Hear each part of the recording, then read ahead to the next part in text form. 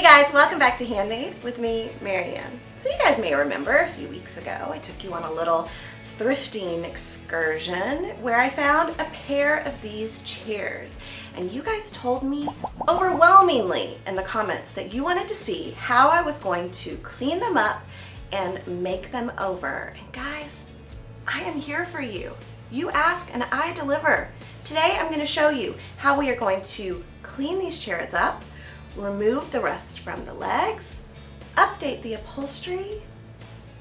I don't really have anything else to say. I think we should just get started. Okay, so before we can tackle the rust, we need to remove the seat. Super easy. There's just 4 screws. I'm just grabbing a drill. I'm gonna make sure it's going the right direction, which is lefty-loosey.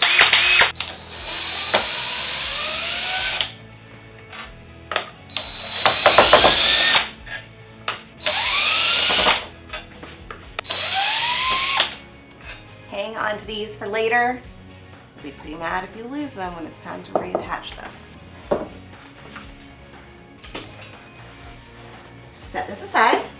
And now it's time to tackle the rust. But before we do that, we need to give it a good cleaning. So we just have some dish soap, warm water, and a rag. If you guys are making over a chair at home, be on the lookout for things like tape, old stickers, price stickers, things like that. Try to remove as much as you can. If you're dealing with something really nasty, a pair of gloves would not be a terrible idea. Don't be like me. How many times do I say don't be like me in every video? Somebody should do a check. So we've got that as clean as we're going to be able to get it. So now it's time to tackle the rust. So this is really cool. There are a lot of rust removers on the market that work on chrome, but they all use pretty harsh chemicals. You need to wear gloves, you need to wear a mask, you need to work outside. And then I read this tip that said you could use just regular cola and aluminum foil and it would work just as well, if not better. The cool thing about this is obviously no harsh chemicals. We can do it inside. You might already have this stuff around your house already. Very inexpensive. Wait till you see how well it works. So we're going to start by pouring some of our cola in there, and then we're going to take a piece of aluminum foil.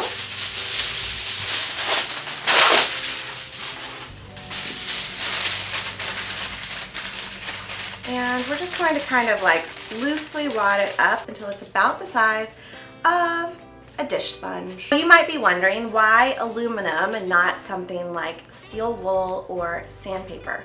Well, chrome scratches really easily, and aluminum, even though it looks like it might scratch, it's actually a really soft metal. So the combination of the phosphoric acid in the soda and the aluminum foil makes a mild abrasive surface that removes rust without scratching the chrome. I think I just did science. So we're just going to dip the aluminum into the soda.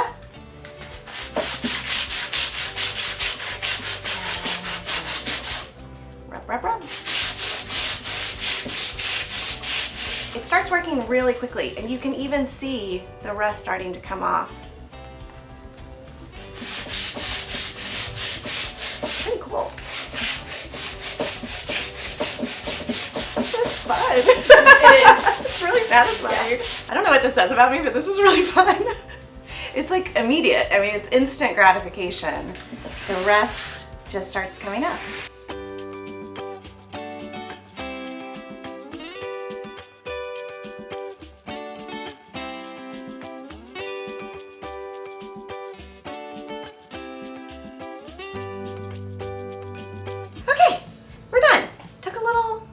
Grease. But guys, look how shiny it is now. It looks so pretty. Now you can definitely leave it as is, but I am going to add a coat of this metal polish. This will kind of protect the chrome. It will keep it looking shiny. And since I'm just going to use these indoor, that will be enough. If you wanted to put your chrome chairs outside, you would definitely want to look for a sealant that would help prevent rust. Give this a shake. Just apply a little bit to a clean rag. This is what's really going to make it look like new.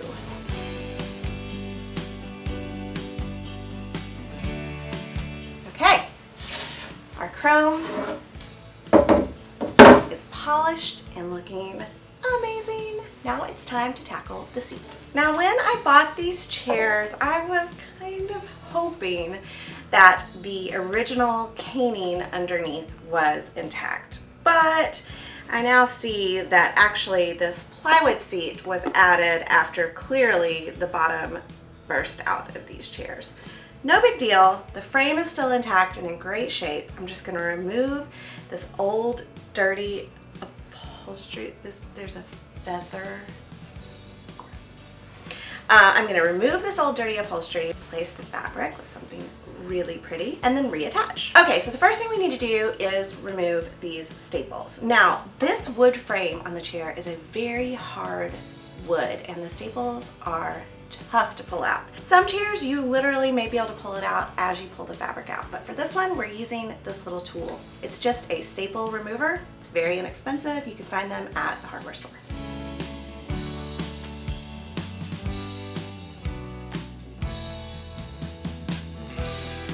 Whoever recovered this was thorough with their use of staples. If you get a staple that won't come completely out, just grab a pair of needle nose pliers and pull it out.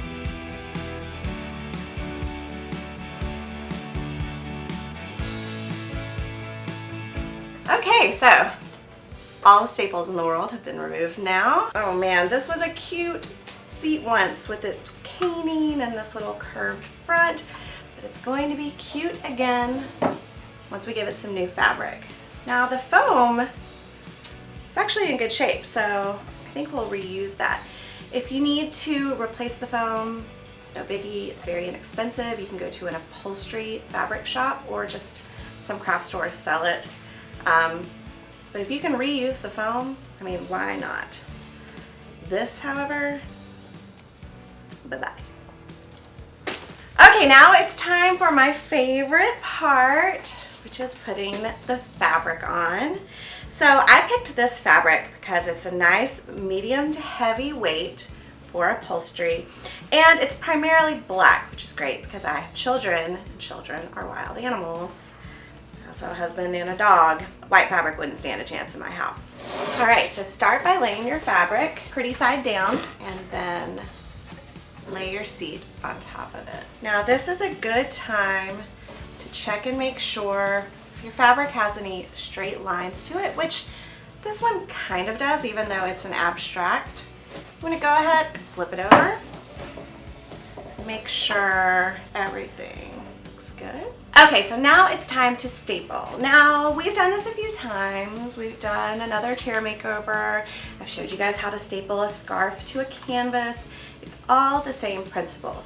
We start in the center on each side, and then we work our way towards the corners, pulling it tight as we go. Now with upholstery, you want it nice and snug, but not so tight that when you sit on it, it doesn't have any give, because that will rip the fabric or pull your staples out.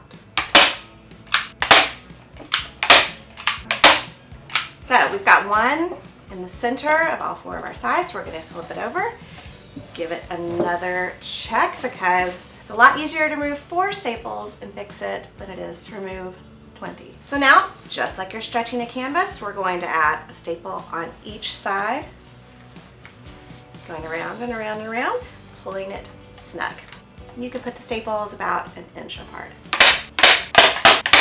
Okay, before I staple any more on the sides, I'm going to grab one of our screws that we took out and held on to, and you just want to kind of poke through the fabric into the screw hole so that we can find it. The reason you want to mark those screw holes is you don't want to staple over them, because that would complicate things.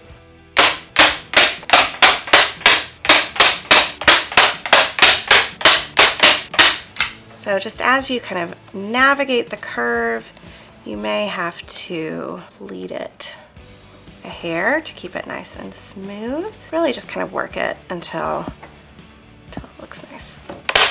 And once you get this little tail, we're just going to kind of wrap it like a present. Pull that, and you'll see we've got 3 nice little pleats there. And since you're going through multiple layers of fabric, we're going to give those a couple extra staples.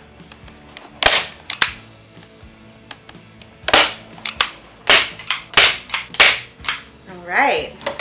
Once everything's stapled, grab a pair of scissors, trim off the excess fabric.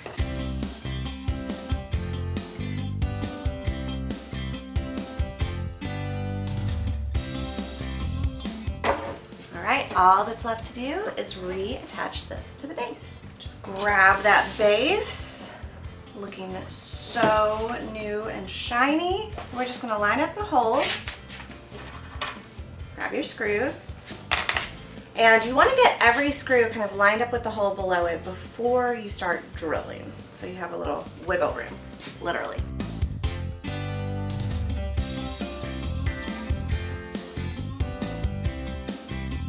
And the trick here is to tighten a little bit at a time.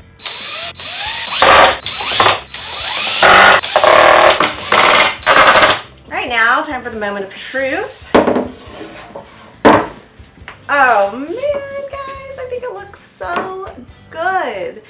Now I just have to do the other one, and I can't wait to put these in my house. But I want to hear from you guys. What do you think? Did this inspire you to take on your own thrift store transformation, or are you too scared of finding other people's hair and spiders? I'm still a little scared of spiders. Why don't you let me know down in the comments below? Don't forget to give us a thumbs up and subscribe, and I will see you guys next time. I'm going to take my new chair home. Bye.